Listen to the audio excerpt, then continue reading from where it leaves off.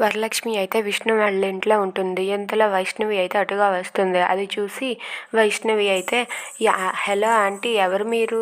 ఇక్కడెందుకు ఉన్నారు? మీరు ఇక్కడ ఏం పని చేస్తున్నారు అని చెప్పి అడుగుతూ ఉంటుంది. ఆ మాటలు విన్న వరలక్ష్మి అయితే ఎవరు ఈ పాప? అచ్చం ఛాయలా ఉందే, ఏంటి నన్ను ఎవరని అడుగుతుంది అని చెప్పి అడుగుతూ ఉంటుంది. హలో ఆంటీ, మీకే అడిగేది, ఎవరు మీరు చెప్తారా లేదా అని చెప్పి అడుగుతూ ఉంటుంది. మీ ఇల్లు అంటున్నావేంటి అని చెప్పి వరలక్ష్మి అడిగితే, అవును అదిగోండి మా డాడీ విష్ణు, నేను మా ఇంట్లోనే ఉన్నాను, మీరే ఎవరు అని చెప్పి అడుగుతుంది.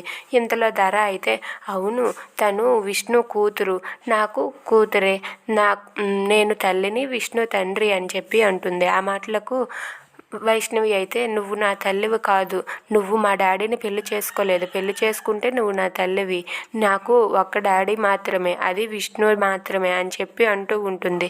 ఆ మాటలు విన్న వరలక్ష్మి విష్ణు అయితే షాక్ అవుతారు. If you like this video please like, share and subscribe.